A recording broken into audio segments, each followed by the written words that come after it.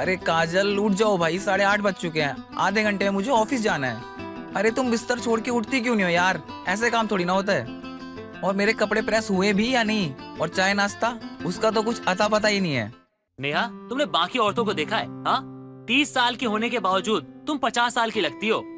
अरे क्या कर रही हो यार, ना ढंग से कपड़े पहनती हो, ना ही मेकअप करना आता है, और हालत क्या बना रखी है तुमने। अरे बड़ी बहू, क्या बात हो गई? तुझे कोई भी काम दो, चाहे वो 1 घंटे का हो, आधे घंटे का हो या 15 मिनट का हो, तू उस काम को करने में 4 घंटे क्यों लगा देती है?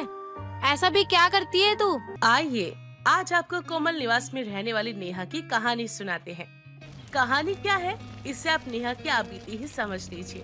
तकरीबन 3 साल पहले नेहा शादी करके कोमल परिवार की बहू बनकर उनके घर पर आई थी। नेहा सब व घर वालों को कामचोर लगती थी। भाई मैंने कपड़े दिए थे धोने के लिए, शर्ट कहाँ है मेरी? धोबी ने कपड़े वापस नहीं दिए क्या? अरे निखिल सॉरी, मैं तो भूल गई। तुम ऐसा करो ना, आज अपने भैया की कोई शर्ट पहन कर चले जाओ, मैं आज पक्का से तुम्हारे कपड़े धोने में रख दूंगी। ये क्या बात होती है भाभी? अरे आप जानती हो ना मैं किसी और के कपड़े नहीं पहन सकता, और कपड़े एक्सचेंज करके पहनना मुझे अच्छा भी नहीं लगता। भाभी मैं आपको बहुत दिनों से देख रहा हूँ, किसी भी काम में आपका मन नहीं लगता है। देखिए अब आपके चक्कर में मुझे ऑफिस के लिए लेट हो रहा है। ऐसी बात नहीं है निखिल, मैंने बोला ना आज मैं पक्के से ये काम आज करवा ही दूंगी, बस आज मैनेज कर लो प्लीज ना। जिसे पहनकर निखिल गुस्से में बड़बड़ाता हुआ ऑफिस के लिए निकल जाता है।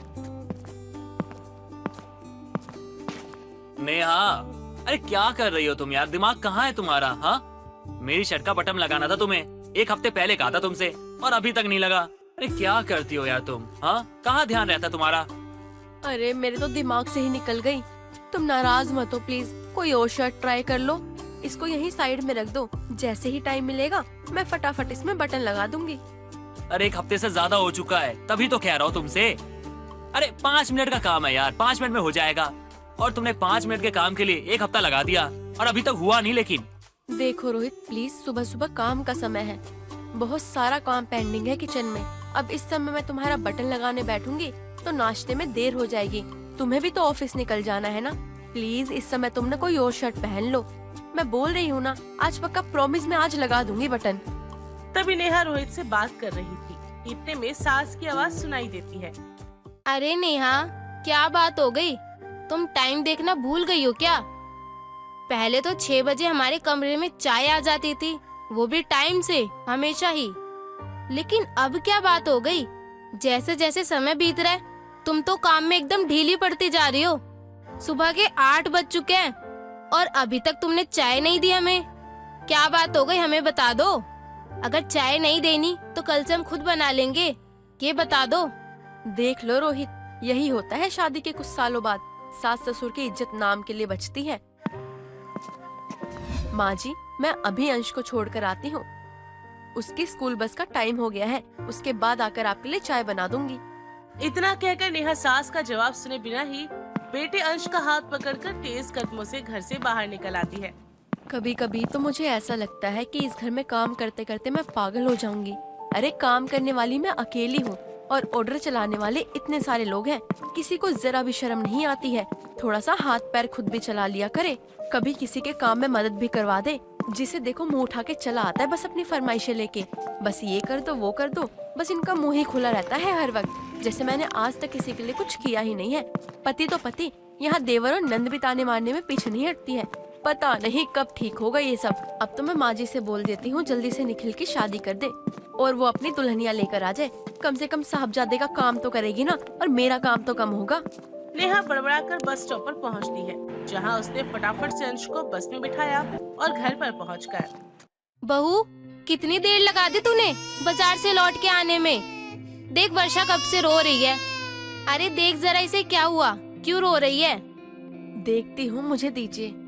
नेहा ने अपनी 1 साल की बेटी को गोद में उठाया और उसे चुप कराने की कोशिश करने लगी। अरे भाभी, मम्मी आपको कब से चाय के लिए बोल रही है, फटाफट से जाकर चाय बना दीजिए ना, मुझे कॉलेज के लिए देर हो रही है, मैं चलती हूँ। मेरी जिंदगी तो चक्कर बनकर रह गई है, एक बार मैं कितने काम करूँ, थोड़ा टाइम लगेगा, तब तक थोड़ा वेट कर लीजिए। हर गुजरते समय के साथ नेहा का गुस्सा और चिड़चिड़ाहट अब घट बढ़ती ही जा रही थी। उसके घर वालों को लगता था कि नेहा दिन प्रतिदिन कामचोर होती जा रही है। और एक दिन। माँ जी, अब कब तक ऐसे इंतजार करना पड़ेगा? अरे निखिल भैया जी की अब तो जॉब भी लग गई है। अब कोई लड़की देके इनकी शादी करवा दीजिए ना। कब तक ये पूरा परिवार मैं अकेले ही संभालती रहूंगी। हाँ बेटा, कोई अच्छी सी लड़की मिले ना तभी हम शादी कर देंगे तुरंत। बस कोई अच्छी सी लड़की ढूंढ रहे हैं, जैसी मिल जाए ना ठीक ठाक सी, तुरंत शादी कर देंगे हम। तू फिक्र मत कर, मैं सब कुछ देख लूंगी। बार बार नेहा के दबाव देने पर सीमा ने निखिल के लिए लड़की ढूंढने का काम शुरू कर दिया और भी तेज कर दिया यूं कहें तो। कुछ दिनों में उन्हें काजल नाम की एक लड़की भी मिल जाती है, जिसके साथ निखिल की शादी पक्की हो जाती है। कुछ ही दिनों में दोनों की शादी भी हो जाती है और काजल देवरानी बनकर नेहा के घर पहुंच जाती है। नेहा बहू, बहुत दिन हो गए, आज ना तुम बढ़िया सी चटनी बना लेना। मैंने धनिया, मिर्च, पुदीना वगैरह सब ला के रख दिया है। तुम्हारे बाबूजी की इच्छा है बहू, अच्छी सी चटनी बना दो। ठीक है माँ जी, अभी तो गुड़िया की मालिश कर रही हूँ, फ्री होकर बनाती हूँ चटनी। मालिश करने के बाद नेहा रसोई में जाती है। नेहा, अरे कहाँ हो? अरे देखो, गुड़िया ने शायद डायपर गंदा कर दिया है, तो आकर चेंज कर दो। जी अभी आई। नेहा चटनी छोड़कर कमरे में जाती है।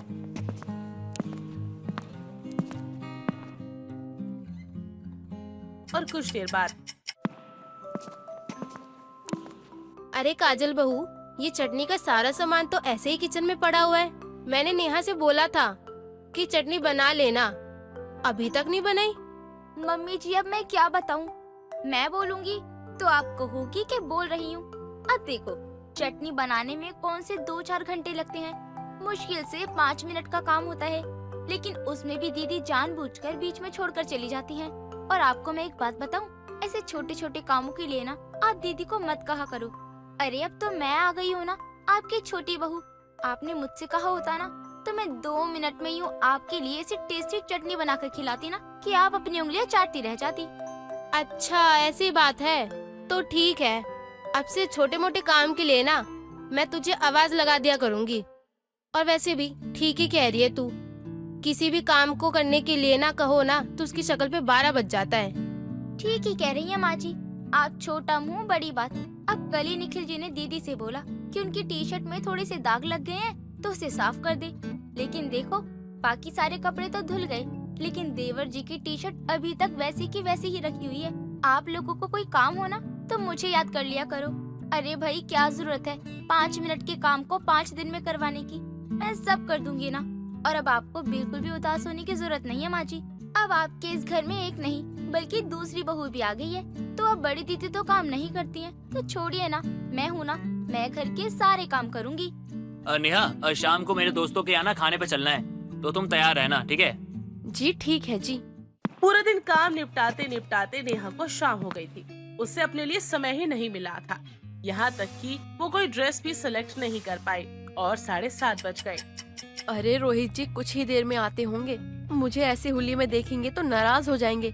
फटाफट सूट डाल लेती हूँ।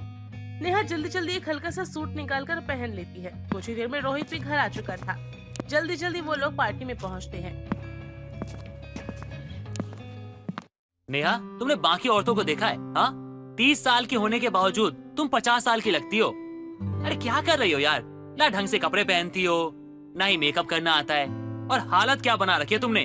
अरे तुम्हारे साथ कहीं भी जाता हूँ ना तो लोगों को लगता है अपनी माँ के साथ बाहर घूम रहा हूँ मैं। अरे यार क्या करती हो तुम? हाँ, अरे एक लड़की हो यार, लड़की की तरह जिंदगी जियो ना। अरे शादीशुदा जिंदगी में ना, अरे पति पत्नी की जिंदगी में ना, पत्नी को अपने आप को मेंटेन करके रखना होता है, ताकि ना पति ना इधर उधर ना देखे, वो बस अपनी पत्नी से प्यार करे, पत्नी पे ध्यान दे। और तुम देखो, तुम मेरी माँ बन के घूमती रहती हो। अरे यार थोड़ा ध्यान तो दो अपने आप पे। पार्टी में सभी लोगों की ड्रेसिंग सेंस देखकर आप मुझ पे चिल्ला रहे हैं। अरे अगर आपको इतनी ही शर्म आती है मेरे साथ बाहर निकलने में तो ठीक है, आगे से मैं आपके साथ कभी भी किसी पार्टी में नहीं जाऊंगी। और रोहित जी, जिम्मेदारी इंसान को बदल देती हैं। बाकी लोगों का मेरे साथ कोई कंपैरिजन नहीं है। जैसी जिंदगी मैं जी रही हूँ ना, उसमें अगर कोई और जिए ना तो वो एडजस्ट भी ना कर पाए। नेहा के मुंह से उखड़ा सा जवाब सुनकर रोहित हैरान सा रह गया। नेहा गुस्से में पैर पटकती अपने कमरे में निकल जाती है। माँ आप बड़ी गर्व से फूली घूमती थी ना कि आपकी बहू MSc B.Ed है, गोल्ड मेडलिस्ट है। अरे क्या फायदा है ऐसी गोल्ड मेडलिस्ट बहू का जो घर में ननद की मदद ना कर सके। 2 महीने हो गए मैंने भाभी से अपने प्रोजेक्ट में मदद मांगी थी, लेकिन भाभी को तो कोई फर्क ही नहीं पड़ता है, रोज कल कल करके टालती रहती हैं। अरे दीदी, आप भी क्यों हर बात के लिए दीदी से हेल्प मांगती रहती हो? अरे मैंने उन्हें कितनी बार झुंझलाते हुए देखा है। सही बताऊं ना तो वो किसी की हेल्प करना ही नहीं चाहती हैं। आप परेशान मत हो, आपके प्रोजेक्ट में हेल्प करनी है ना, मैं करा दूंगी आपकी हेल्प। छोटी भाभी, आप कितनी कूल हो यार। एक आप हो जो सब कुछ करने को तैयार हो, और एक बड़ी भाभी है जो किसी भी काम पर ना चिढ़ जाती है, कामचोर कहीं की। अरे बड़ी बहू, क्या बात हो गई?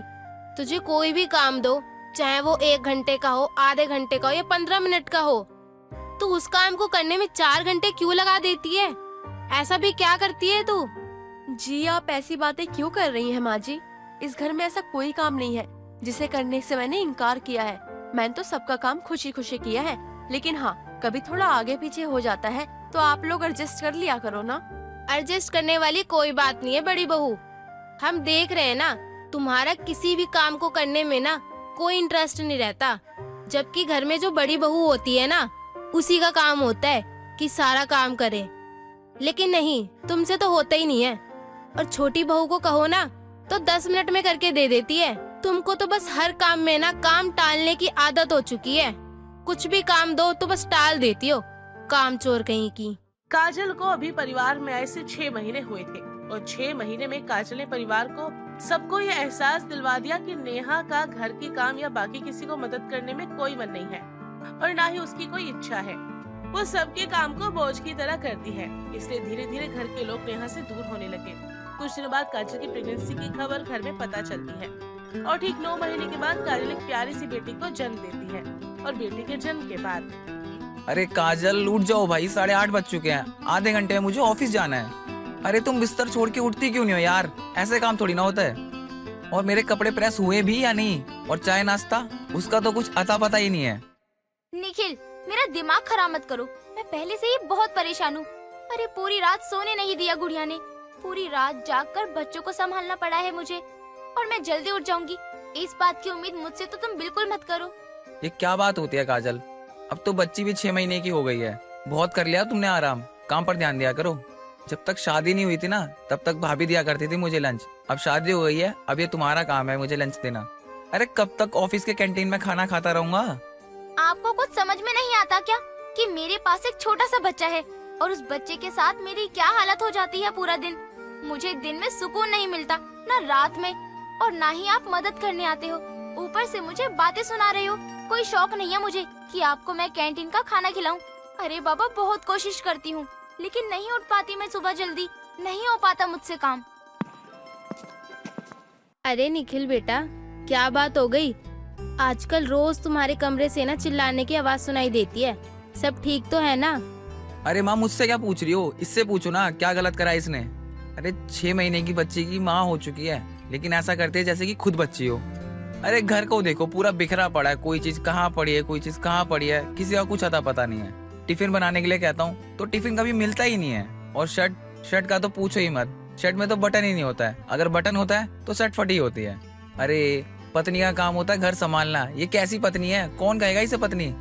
छोटी बहू, तू तो बड़ा अपना कॉलर टाइट करके मेरे पास आती थी कि माँ जी कुछ काम हो तो मुझे बताओ, मैं फटाफट कर दूंगी। अब क्या हुआ बहू? तेरे से अपने पति का तो काम हो नहीं रहा, अब तू मेरा क्या सुनेगी? कब से मैं नोटिस कर रही हूँ, तेरे पति ने तुझे एक काम बताया, तू इतना जी चुरा रही है। माँ जी, आपसे किसने कह दिया मैं काम से जी चुरा रही हूँ? अरे भाई, आप लोगों के अंदर कॉमन सेंस नहीं है क्या? अभी अभी एक छोटे से बच्चे की माँ बनी हूँ मैं, इतनी जिम्मेदारी है मेरे ऊपर। पूरी रात जागकर मैं मेरे बच्चे को संभालती हूँ। निखिल को छोड़िए, लेकिन माँ जी आप तो एक औरत है ना, कम से कम आपको तो समझना चाहिए ना कि इस समय कैसे समय गुजारती हूँ मैं। आपने तो मुझे ये उम्मीद बिल्कुल भी नहीं थी माँ जी। सिर्फ 6 महीने हुए हैं और छोटी बहू ने देखो अपने कैसे तेवर दिखा दिए। बड़ी बहू के तो 2 बच्चे हैं, वो अपने बच्चों को संभालती है और अपने बच्चों के साथ साथ पूरे परिवार को एकजुट, घर के हर सदस्यों को ना अच्छे से संभाल के रखती थी, उनकी सारी जरूरतों को पूरा करती थी। लेकिन मेरी ही मति मारी गई थी कि मैंने उसे इतना उल्टा कहा, उसे इतना गलत समझा। सब कुछ काजल बहू का करा धरा है, उसी ने मेरे मन में ना जहर घोला था बड़ी बहू के खिलाफ। काजल की तो नई नई शादी हुई थी माँ जी। उसके पास उस समय काम ही क्या था। निखिल ऑफिस चला जाता था और उसके बाद वो पूरा दिन खाली यहाँ से वहाँ घूमकर 3-4 काम कर लिया करती थी। लेकिन शिकायत तो मुझे आपसे है ना। आपके साथ मैंने इस घर में कितने साल बिताए हैं, लेकिन उसके बाद भी आपने मुझे कभी नहीं समझा। अब मुझे कोई काम में देरी हो जाती है तो क्या आप मुझे भूल जाएंगी? आपको क्या लगता था कि मैं घर के कामों में ध्यान नहीं लगा रही हूँ और काम चोरी कर रही हूँ? क्या आपने कभी समझना चाहा? एक हाउसवाइफ के साथ साथ मेरे 2 छोटे बच्चे हैं। मेरे ऊपर माँ की भी जिम्मेदारियाँ है। उसके लिए 2 मिनट समय निकालना कितना मुश्किल होता है। सीमा नेहा से माफी मांगती है और सब कुछ पहले की तरह ठीक हो जाता है। सीमा शादी करके जब अपने ससुराल आई तो वो बहुत ज्यादा खुश थी। वैसे तो उसके ससुराल में सब सही था। उसका पति राज भी बहुत अच्छा था। उसके लिए किसी भी चीज की कमी नहीं रखता था। लेकिन समय के साथ उसको अपनी सास की कंजूसी के बारे में पता चलता है। कैसे पैसे बचाने के बारे में सोचती थी। छोटी छोटी चीजों में पैसा खर्च करना उसे पसंद नहीं था और सीमा अब अपनी सास की कंजूसी से परेशान होकर एक दिन अपनी माँ को फोन पर कहती है, माँ कैसे घर में आपने मेरी शादी कर दी है। शादी करने से पहले कम से कम ये पूछताछ भी तो कर लेती ना। क्या हुआ बेटा, सब ठीक तो है ना? क्या हुआ? अरे मेरी सास इतनी कंजूस है कि वो 1 रुपए खर्च करने से पहले 100 बार सोचती है। अरे उनका बस चले तो वो 3 टाइम का खाना ना खाएं, बस 1 ही टाइम का खाना खा के रह जाएं। अच्छा ऐसी बात है क्या? और तो कोई परेशानी नहीं है ना? दामाद जी तो ऐसे नहीं है ना? नहीं माँ, वो तो बहुत अच्छे हैं। उन्हीं की वजह से तो मैं इस घर में रह पा रही हूँ। जब दामाद जी अच्छे हैं तो सास के बारे में इतना क्यों ही सोच रही है? वो भी समय के साथ ठीक हो जाएगी। सीमा अपनी माँ से बात कर ही रही होती है कि तभी उसकी सास गंगा वहाँ आ जाती। अपनी सास को देख सीमा अपनी माँ का फोन रख देती और गंगा उससे बोलती, अरे बहू, तेरे फोन का तो बैलेंस खत्म हो गया था ना, फिर तूने अपनी माँ को फोन कैसे किया? जरा बताइए मुझे भी। हाँ माँ जी, पर मैंने संजय जी को बोल दिया था तो ऑफिस जाने से पहले वो 3 महीने का रिचार्ज कर गए। क्या 3 महीने का रिचार्ज? अरे इतना महंगा रिचार्ज करवाने की क्या जरूरत पड़ गई तुझे? अरे घर वाले फोन में भी तो बैलेंस था ना, और तो और संजय के फोन में भी बैलेंस रहता ही हमेशा, तो तुझे क्या जरूरत पड़ गई बैलेंस डलवाने की? मैं संजय जी को मैं मना कर दूंगी मेरे फोन में रिचार्ज ना करे। पता नहीं कैसी कंजूस सास मिल गई है। माँ, ये कोई बात हुई क्या? अरे भाभी के पास फोन है तो रिचार्ज तो करवाएंगी ना। कल को कोई इमरजेंसी हो जाए तो क्या करेंगी वो? हाँ तो क्या हुआ, हम सबका भी तो फोन है ना। हे मेरी माँ, ये कंजूसी छोड़ दो। कहीं पता चले आपकी कंजूसी के चक्कर में हम सबको बहुत बड़ी कीमत चुकानी पड़ जाए, फिर बैठ के रोते रहना आप। तू ना अपनी भाभी का ज्यादा चमचा मत बन, वरना अभी पिटेगा मुझसे। समझ में आई बात? देवर जी कोई बात नहीं, वैसे भी माँ सही तो कह रही है। जब घर में सभी के पास फोन है तो क्यों ही अपने फोन का रिचार्ज करके पैसे खराब करना। अरे अरे मेरी प्यारी बहू, तूने बिल्कुल सही कहा। अच्छा बहू, मैं तेरे को ये बोलने आई थी ना कि सुबह की रोटियां जो बनी थी ना वो अभी तक रखी हुई है, तो अब शाम को क्या ही खाना बनाना, हम उसी को ना सॉस डाल के खा लेंगे। जैसा आपको ठीक लगे माँ जी। मैं ये सुबह का खाना नहीं खाऊंगा। अरे नास बेटे, क्यों नहीं खाएगा खाना तू? अरे खाना तो तेरी दादी भी खाएगी और यही खाना खाएगी। माँ, आप तो हमेशा ऐसा ही करती हो। अरे सुबह का खाना शाम को खिलाती हो, शाम का खाना अगले दिन सुबह खिलाती हो। माँ, ये सही बात नहीं होती है यार, बासी खाना नहीं खाना चाहिए। देवर जी आप चिंता मत कीजिए, मैं थोड़ा सा तड़का लगाकर उसे ही सही कर दूंगी। हाँ भाभी, आप ऐसा ही करना, वरना माँ तो कुछ बनाने नहीं देंगी। इतना बोलकर सीमा सुबह का खाना गर्म करके टेबल पर रख देती है और अपनी सास को आवाज लगाकर टेबल पर बुलाती है।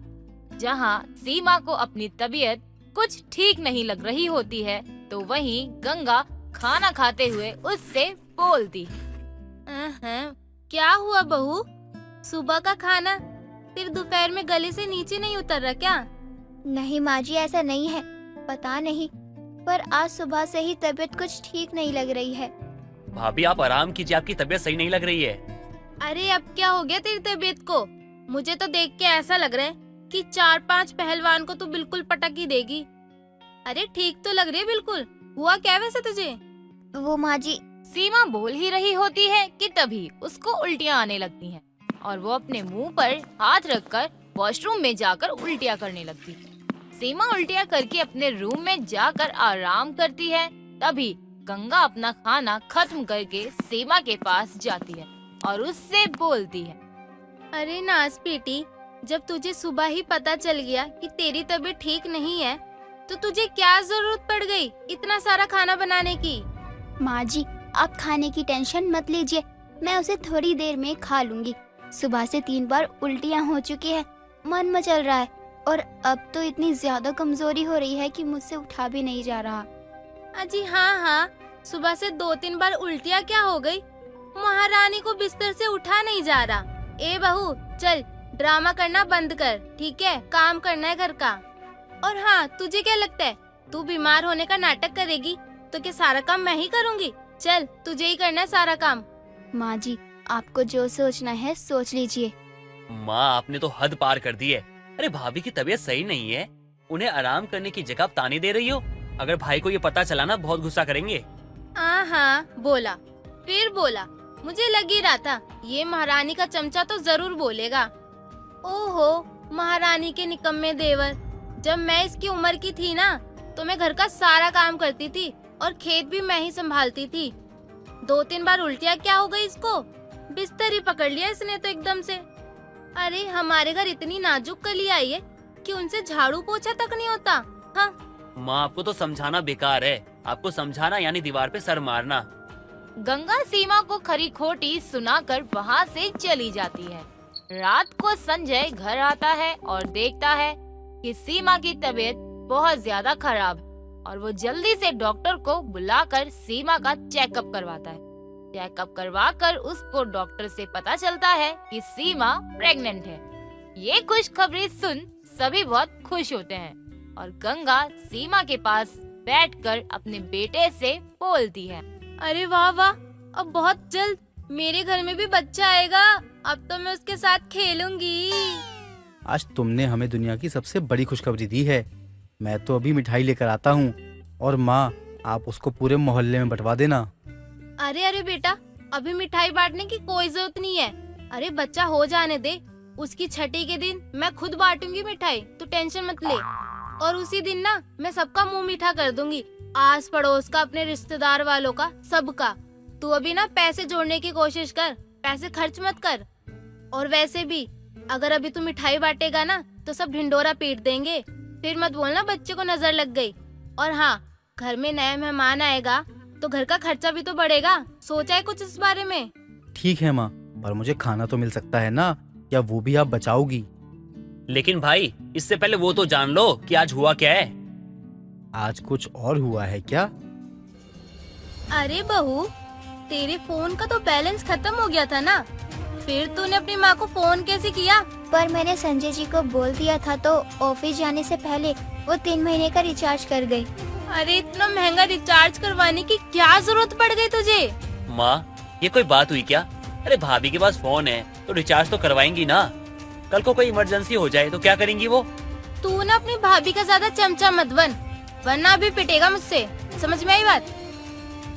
माँ क्या ये सच है कि आपने रिचार्ज को लेकर सीमा को टोका? और अगर ऐसा है तो आपको इससे परेशानी ही क्या है? अगर मुझे नहीं है तो जब घर में इतना खर्चा होता है, उसमें अगर सीमा का फोन रिचार्ज हो गया तो इससे ऐसा क्या फर्क पड़ जाता? अरे बेटा, वो मैं इसलिए ऐसा कह रही थी कि सबके फोन का बैलेंस तो बच ही जाता है ना, तो बहू हम सबका फोन भी तो यूज कर सकती थी ना। क्यों कर सकती है? वो अपना पर्सनल फोन यूज करेगी। अच्छा ठीक है, तेरे पैसे, तुझे बर्बाद करने का शौक है ना तो तू कर, मैं कौन होती हूँ बोलने वाली। अब माया अपने बेटे को खाना देती है।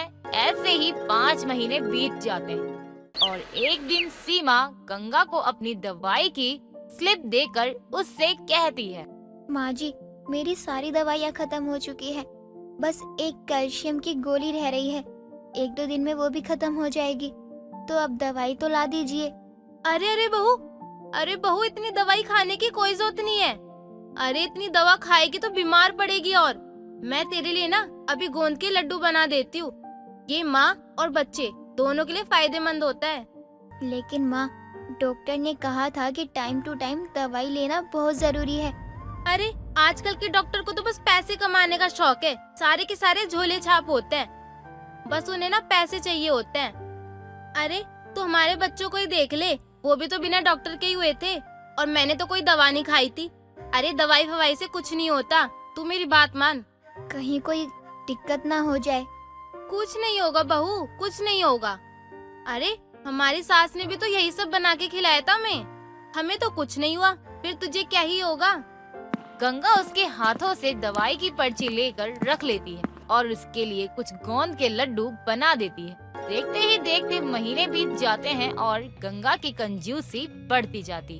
अब सीमा का 8वां महीना चढ़ जाता है और एक दिन उसके पेट में हल्का हल्का दर्द होने लगता है।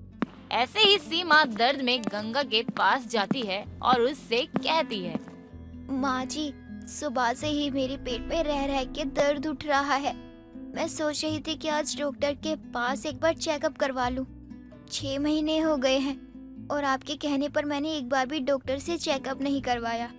अरे बहू, ऐसे टाइम पे ये सब होना ना लाजमी है। तू घबरा मत, सब ठीक है। और हाँ, मैं ना मार्केट जा रही हूँ अभी। जब आऊंगी ना, जब तुझसे बात करूंगी अच्छे से। क्या बात है भाभी, आपकी तबीयत सही नहीं लग रही है। आप ठीक तो हो ना? हाँ देवर जी, मैं ठीक हूँ। माँ भाभी ठीक नहीं लग रही है।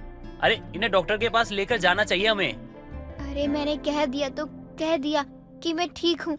ऐसा होता है कभी कभी। डॉक्टर के पास जाने की कोई जरूरत नहीं है। डॉक्टर तो फालतू के बस पैसे ही बनाते हैं। आप लोगों को ना हमेशा पैसों की पड़ी रहती है। हद करते हो आप लोग। और वहीं सीमा के पेट का दर्द बढ़ने लगता है। वो दर्द से तड़पती है और चक्कर खाकर जमीन पर गिर जाती है। कुछ देर बाद गंगा घर आती है और अपनी बहू को बेहोश देखकर चौंक जाती है। बहू की हालत देख गंगा फटाफट से सीमा के फोन से संजय को फोन लगाती ही है कि पता चलता है फोन में तो बैलेंस ही नहीं है, जिस वजह से वो उसे इन्फॉर्म नहीं कर पाती और अपने कुछ पड़ोसी की मदद से वो अपनी बहू को हॉस्पिटल ले जाती, जहां वो हॉस्पिटल के फोन से संजय को फोन करके हॉस्पिटल बुलाती है।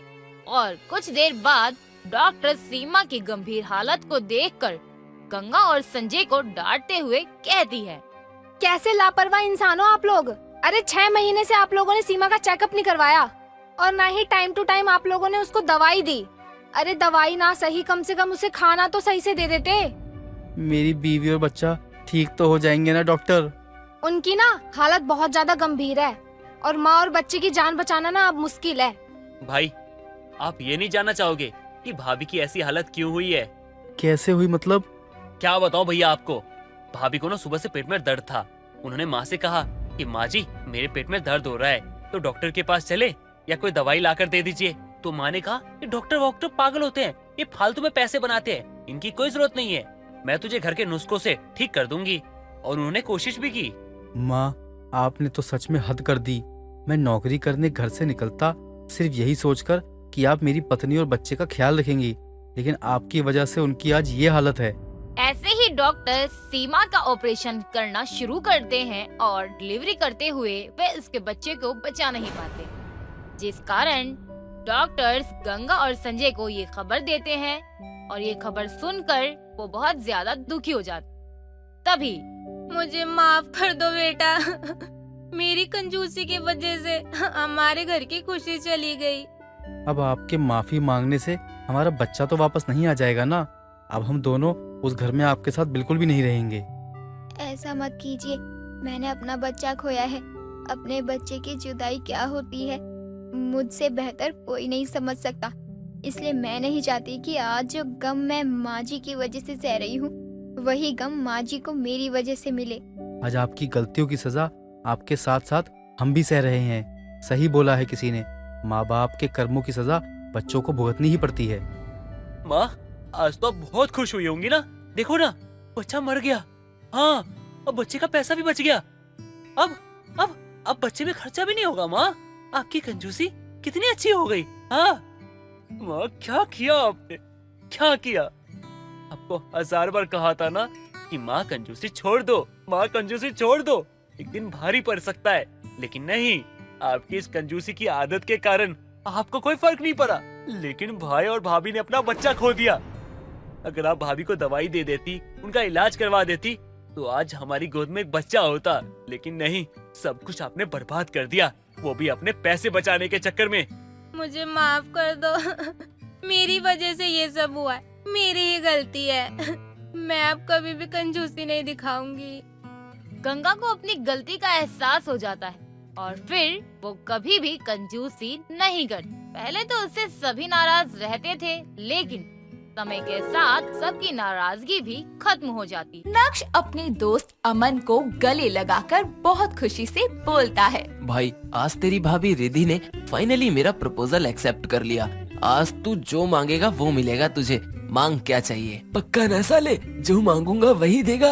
अरे हाँ हाँ, तेरे भाई ने बोला ना, आज पार्टी मेरी तरफ से। कल फिर रिद्धि के घर जाकर शादी की बात भी तो करनी है, इसीलिए जो भी चाहिए अभी बोल। चल फिर अड्डे पर, तुझे तो पता ही है, बिना गला गीला किए हमारी पार्टी कहाँ पूरी होती है। हाँ, ये तो सही कहा। चल भाई। नक्श और अमन एक बार में जाते हैं, जहां वो बहुत ज्यादा ड्रिंक कर लेते हैं। इतनी ड्रिंक कि नक्श से तो चला तक नहीं जाता। तभी दोनों अपनी ड्रिंक को खत्म करके घर के लिए निकलते हैं। तभी नक्श गिर जाता है और अमन उसको संभालते हुए बोलता है, भाई घर चल, ज्यादा देर हो गई तो आंटी ने घर में नहीं घुसने देना। चल, आज गाड़ी तेरा भाई चलाएगा। Vroom, vroom. साले गाड़ी तक तो पहुंच जा पहले। नशे में टुल होकर भी नक्श किसी तरह टेढ़ी मेढ़ी बाइक चलाकर घर के पास पहुंचता है कि घर की सीढ़ियों पर वो जोर से गिरता है और अमन उसको उठाते हुए बोलता है, भाई तू ठीक तो है ना? लगी तो नहीं? नक्श की माँ सुमन वहाँ आती है और बोलती है, ये क्या हुआ इसको? ऐसे नीचे क्यों पड़ा है? अरे माँ, आज तेरे बेटे ने बाइक को हवाई जहाज की तरह उड़ाया। आज फिर पी के आया है। अरे नालायक, जब संभलती नहीं है तेरे से तो क्यों इतनी डफता है? जैसी तेरी हरकतें है ना, तुझे किसी ने लड़की भी नहीं देनी। दे दी माँ, दे दी।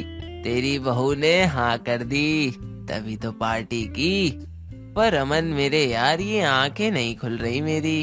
जितनी तूने पी रखी है, तेरी तो जुबान भी नहीं खुलनी चाहिए थी। तू उठ, सुबह उतरेगी तो खुल जाएगी। लेकर आजा बेटा इस नालायक को अंदर। अमन नक्श को कमरे में सुला देता है और खुद भी उसी के साथ सो जाता है।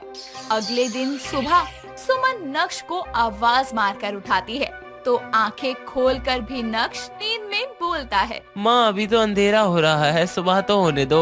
तेरी मानू कंजरा, सूरज सर पर आ गया है और कब होनी है तेरी सुबह? जल्दी नीचे आ जा वरना टांगे तोड़ दूंगी। यार अमन, तू कहाँ है? कि मेरे कमरे में इतना अंधेरा क्यों हो रखा है? लाइट जला जरा। अबे पागल है क्या? रोशनी मेरी आंखों में चुभ रही है और तुझे अंधेरा लग रहा है? क्यों मजाक कर रहा है? अंधेरा ही तो है। तू कहाँ है यार? मुझे कुछ दिखाई नहीं दे रहा। लाइट जला। अमन नक्श की बात सुनकर घबरा जाता है। दिखी रोशनी? साले लाइट जला तभी तो दिखेगी। अमन समझ जाता है कि नक्श की आंखों की रोशनी चली गई है, जिसके बाद वो उससे बोलता है, भाई तू अंधा हो गया? सुबह के 10 बज रहे हैं लेकिन तेरी आंखों में रोशनी ही नहीं जा रही। नहीं यार, ये क्या हुआ? ऐसा नहीं हो सकता। रिद्धि के घर रिश्ते की बात करने जाना था। अगर उसको और उसके घर वालों को पता लगा कि मैं अंधा हो गया हूँ तो रिश्ता जुड़ने से पहले ही टूट जाएगा। दोनों इस बात से परेशान होते हैं और सुमन नीचे से आवाजें लगा रही होती है, जिसको सुनकर अमन संभल कर नक्श को नीचे लेकर आता है और नक्श प्यार का मारा अपनी माँ को सब कुछ बताने की जगह रिद्धि के बारे में बताता है। और सुमन जब अपने बेटे के प्यार की दास्तान सुनती है तो खुशी में बौखला कर बोलती है, सच्ची तुझे लड़की मिल गई, धन्य भाग मेरे। अब मेरे घर भी बहू आएगी, वरना तेरे लक्षण देखकर तो लगता ही नहीं था कि कोई तुझसे शादी भी करेगी। मैं अभी तैयार होकर आती हूँ, फिर हम रिद्धि के घर चलेंगे। सुमन तैयार होने चली जाती है और नमन भी नक्श को तैयार कर देता है। तीनों रिद्धि के घर जाते हैं, जहाँ पर उसकी माँ सुनैना उनका स्वागत करती है और सबको बैठने की बोलती है, जिस पर ना दिखने के कारण नक्श रिद्धि की गोद में जाकर बैठ जाता है और ये देखकर सुनैना बोलती है, बेटा शादी के बाद बैठना वहाँ, अभी जरा सोफे पर बैठो। ओ माफ करना आंटी जी। दोनों परिवार मिलकर रिश्ते की बात करते हैं। इस बीच रिधि नक्श को ही देख रही होती है और नक्श इधर उधर देख रहा होता है। तो रिधि नक्श को कोहनी मारकर बोलती है, बगल में बैठी हूँ, इधर उधर क्या देख रहे हो? इधर उधर तो तब देखूंगा ना जब कुछ दिखेगा। हे भगवान, इतनी मुद्दतों के बाद मेरा प्यार मुझे मिला और उसके भी पूरी तरह मिलने से पहले मुझे आपने अंधा ही कर दिया। रिधि कभी अंधा पति एक्सेप्ट नहीं करेगी। बोलोगे भी कुछ या नहीं? बेबी, पूरी जिंदगी तुमको ही देखना है अब, पर अफसोस आंखें नहीं रही अब मेरी। दोनों के घर वाले एक हफ्ते बाद की शादी की डेट फिक्स करते हैं, लेकिन नक्श अपने अंधेपन के लिए बड़ा परेशान था। वो अमन के साथ जाकर अलग अलग डॉक्टर से बात करता है, लेकिन कोई भी उसकी आंखों की रोशनी वापस नहीं ला पाता। धीरे धीरे शादी के दिन भी पास आने लगते हैं और शादी की तैयारियों में नक्श कोई भी हाथ नहीं बटा पाता, क्योंकि उसको तो कुछ दिख ही नहीं रहा था। वो कभी कहीं तो कभी कहीं टकराकर गिर जाया करता। ये देखकर सुमन बोलती है, ये आंखें क्या किराए पर देकर आया है किसी को, जो इनके होते हुए भी इधर उधर टकरा रहा है। सुमन के ऐसा बोलते ही नक्श रोते हुए उसे सारा सच बताता है और सोचता है कि सुमन उसे संभालेगी, लेकिन सुमन सच्चाई जानकर रसोई में जाती है और बेलन लेकर आके बोलती है, नालायक, तुझे कहा था इतनी मत पिया कर, लेकिन नहीं, तुझे तो पीना जरूरी होता है। देख ले तेरे पीने के कारण क्या हुआ है। जो उस दिन नहीं पी होती तो आज तू अंधा नहीं होता। माँ, अब हो गई गलती, माफ कर दो। माफ कर दूं? अरे नालायक, मेरे से तो झूठ बोला, चल जाएगा। कम से कम जिसके साथ जिंदगी बितानी है उसको तो सच बता दे। ऐसे धोखा देने से रिश्ते नहीं जुड़ते। हाँ भाई, आंटी सही कह रही है, रिद्धि को सब सच सच बता दे। सुमन और अमन की बात मानकर नक्श रिद्धि को अगले दिन सच बताने उसके घर जाता है। वहाँ सभी मेहंदी की तैयारियों में लगे होते हैं और दूल्हे को ऐसे अचानक अपने घर देखकर सुनैना और रिद्धि उसके पास आकर बोलते हैं, हाँ नक्श बोलो, और तुम उधर कहाँ देख रहे हो? यहाँ मेरी तरफ देखो। मैं जहाँ भी देख रहा हूँ तुम उस तरफ आ जाओ, क्योंकि मेरी आंखों की रोशनी जा चुकी है, मैं देख नहीं सकता। क्या क्या मजाक कर रहे हो? अमन सबको सारा सच बताता है, जिसके बाद नक्श बोलता है, मैं अपने रिश्ते की शुरुआत झूठ से नहीं करना चाहता था। मानता हूँ तुमसे प्यार करता हूँ और शायद ये सच बताकर तुमको हमेशा के लिए खो दूंगा, लेकिन झूठ बोलकर तुमको पा भी लेता तो क्या होता, कभी तुमसे नजरें नहीं मिला पाता। नजरें तो तू सच बोलने के बाद भी नहीं मिला पाएगा। अबे साले, फ्लो मत बिगाड़। अब जो भी तुम्हारा फैसला होगा मुझे वो मंजूर है। नक्श के इतना बोलने पर अमन और सुमन वापस जाने के लिए मुड़ जाते हैं और नक्श वहाँ खड़ा खड़ा अमन से बोलता है, अबे साले, मोड़ के ले चल, सारे डायलॉग की ऐसी तैसी कर रहा है, ले भी चल।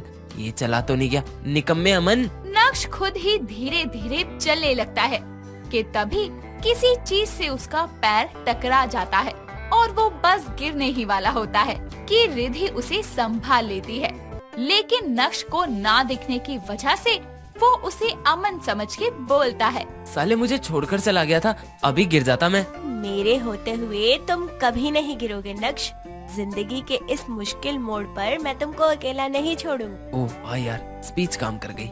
आई लव यू अमन, तूने लिख कर दी थी।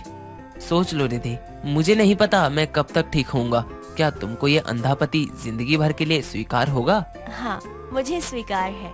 आज से मैं तुम्हारी आंखें बनूंगी। रिद्धि नक्श को अपना लेती है और अगले दिन उनकी शादी बड़े ही धूमधाम से होती है। शादी के बाद रिद्धि कमरे में नक्श का इंतजार कर रही होती है, तो नक्श गिरता पड़ता कमरे में आकर बोलता है, काश यार अमन साथ होता। खैर आज सुहागरात है, अकेले ही जाना है।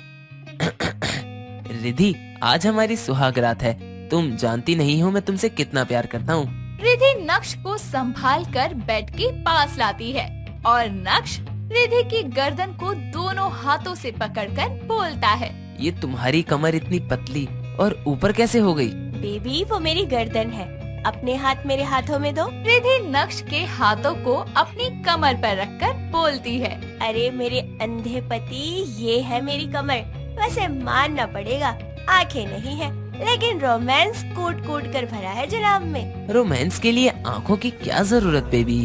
तो किसकी जरूरत है? रुको अभी बताता हूँ। नक्श रिद्धि को गोद में उठाता है और अनुमान से बेड का पता लगाकर उस पर लिटा देता है, जिसके बाद दोनों अपनी शादी की पहली रात को एंजॉय करते हैं और अपनी पूरी जिंदगी उसके साथ बिताने को तैयार हो जाती है। मंजू अपने कूड़े का बोरा कंधे पर लेकर सुबह के कूड़े को बीनने निकल जाया करती थी। वो आज भी बीनने निकली थी। तभी वो गली मोहल्ले में जाकर अपने काम का कूड़ा बीन रही थी, जिसे वो कबाड़ में बेचा करती थी। एक रोज वो मोहल्ले में रखी एक बड़ी सी कचरा पेटी में से कचरा बीन रही थी। तभी उस मोहल्ले की एक औरत वहाँ अपने घर का कचरा फेंकने आती है। कूड़ा बीन रही मंजू के हाथों पर ही वो कूड़ा फेंक कर चली जाती है। तो मंजू कहती है, अरे मैडम, थोड़ा देख कर तो कचरा फेंको, आपने तो मेरा हाथ ही गंदा कर दिया। हाँ तो वैसे तू कौन सी साफ थी, और देख ऐसे सुबह सुबह मुझे टोका मत कर, कूड़ा बीनने वाली है तू। मैडम, एक तो आपने गीला कचरा सूखे कूड़े में मेरे हाथ के ऊपर डाल दिया, ऊपर से आप उल्टा मुझे ही सुना रही हैं। एक कूड़ा बीनने वाली, ज्यादा जुबान मत चला। ये गीला सूखा क्या होता है? कूड़ा तो कूड़ा ही होता है, और कूड़े की जगह कूड़े पेटी में ही होती है। और जब कचरा डाल रही थी तो तुझे हाथ हटा लेना चाहिए था ना। वो बोल ही रही थी कि तभी वहीं से गुजर रहा रोहित नाम का लड़का दोनों के बीच बोल पड़ता है। क्या हुआ काकी, क्यों बेचारी पर चिल्ला रही हो? बेचारी? अरे ये कहाँ से बेचारी हो गई? काम कूड़ा बीनने का है, और अकड़ देखो कैसे महारानियों वाली दिखा रही है। अकड़ नहीं काकी, वो सही कह रही है। वो कूड़ा बीनने वाली गरीब है, पढ़ी लिखी भी नहीं है, लेकिन जानती है कि गीला कूड़ा अलग और सूखा कूड़ा अलग फेंका जाता है। और आप पढ़े लिखे होकर भी ये बात नहीं जानती। तो इस कूड़ा बीनने वाली की तरफदारी मत कर, परे को हट, मुझे और भी बहुत काम है। तभी वो औरत वहाँ से चली जाती है और मंजू कूड़ा बीनने लगती है। तभी उसके कूड़े में कोई नुकीली चीज मंजू के हाथों पर लगती है, जिससे उसका हाथ कट जाता है और वो एकदम से चिल्ला पड़ती है। तो रोहित उसके पास आता है और देखता है कि उसके हाथों से खून निकल रहा है।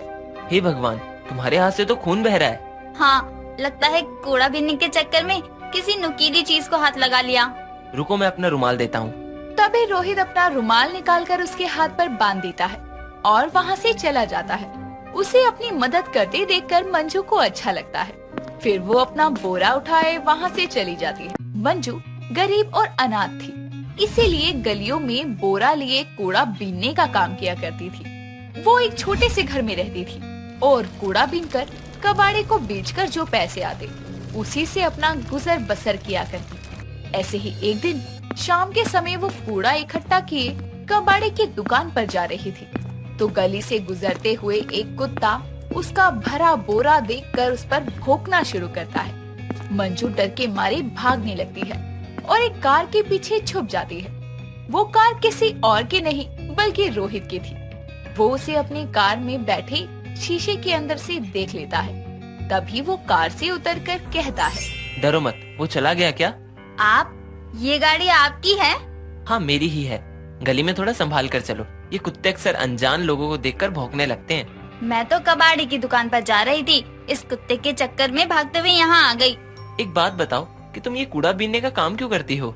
क्यों करती हो मतलब? जैसे आप भी पैसा कमाने के लिए कोई काम करते होंगे, वैसे ही मुझे कूड़ा बीनकर बेचने से पैसे मिलते हैं। और वैसे भी मैं पढ़ी लिखी नहीं हूँ ना, तो मुझे बस यही काम आता है। अच्छा मैं चलती हूँ, वरना कबाड़ी की दुकान बंद हो गई तो आज खाने के लिए पैसे नहीं मिलेंगे। इतना कहकर वो तेजी में वहाँ से चली जाती है। ऐसे ही समय बीतता है। गरीब कूड़ा बीनने वाले की जिंदगी ऐसी ही कट रही थी कि एक दिन जब वो गलियों में घूम रही थी तो देखती है कि एक भंडारा हो रहा है। तो वो अपना कूड़े का बोरा साइड में रखकर भंडारे की लाइन में लग जाती है। लाइन में जब उसकी बारी आती है तो वो देखती है कि भंडारा बांटने वालों में रोहित भी शामिल है। उसके हाथों से भंडारे का खाना लेकर मंजू कहती है, वहाँ कुछ और कूड़ा बीनने वाली भी आई थी, जिनमें से एक कचरे वाले की नजर मंजू के कूड़े वाले बोरे पर पड़ती है और वो चुपके से उसके बोरे में इकट्ठा किया हुआ कूड़ा अपने बोरे में भरकर वहाँ से चली जाती है। कुछ देर में जब खाना खाकर मंजू अपना बोरा लेने जाती है तो खाली पड़ा बोरा देखकर इधर उधर देखकर खुद से कहती है, हे भगवान, मेरा इकट्ठा किया हुआ सारा कूड़ा कहाँ चला गया? आज मैं कबाड़ी को क्या बेचूंगी? क्या हुआ? भंडारे में खाना पेट भरकर नहीं खाया क्या, जो ऐसे मुंह लटका हुआ है तुम्हारा? खाना तो पेट भरकर खाया, लेकिन मेरा बिना हुआ सारा कूड़ा न जाने कहाँ चला गया। अब मैं क्या करूँगी? अजीब बात है, कूड़ा भी चोरी होता है आजकल। अरे उदास क्यों हो रही हो? वैसे भी आज का खाना तो मिल गया ना, अब तो कूड़ा बेचने की जरूरत ही नहीं। जरूरत कैसे नहीं, और पेट भर गया तो क्या? वो कूड़ा मैंने कितनी मेहनत से बिना था। आप क्या समझते हो? कूड़ा बिनना आसान काम है, मेहनत लगती है कितनी, आप क्या ही जानो। अरे शांत हो जाओ। अच्छा ये बताओ, मैं तुम्हारी क्या मदद कर सकता हूँ? कुछ नहीं, आप जाओ यहाँ से। और हाँ, मेरा नाम मंजू है। पर मैंने तो पूछा ही नहीं। पर मुझे लगा मुझे बताना चाहिए।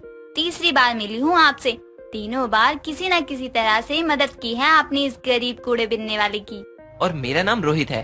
मंजू अपना खाली बोरा उठाए वहाँ से चली जाती है। घर जाते हुए अंधेरा हो जाता है।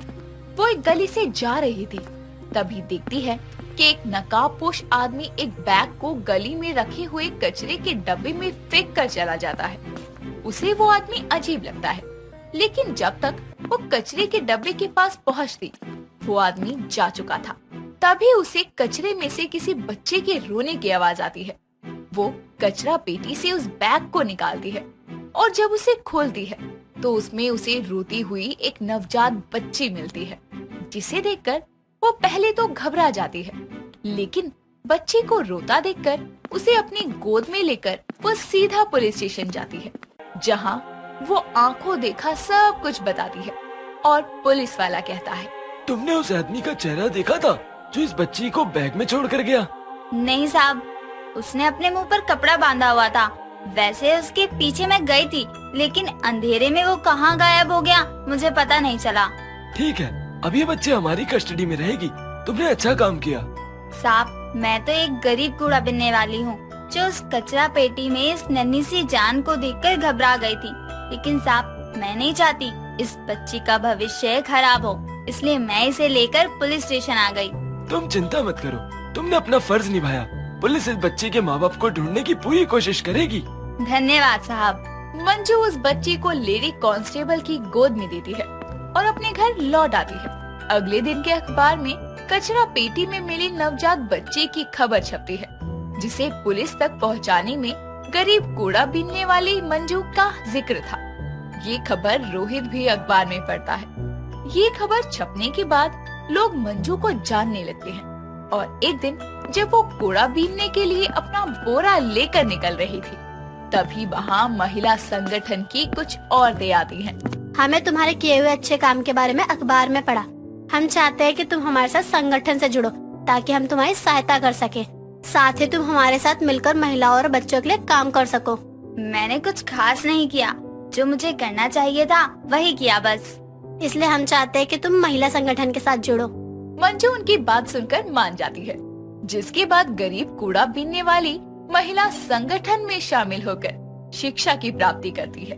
साथ ही संगठन द्वारा महिलाओं और बच्चों के लिए किए जाने वाले कल्याणकारी कार्यों में भी अपना सहयोग देती है।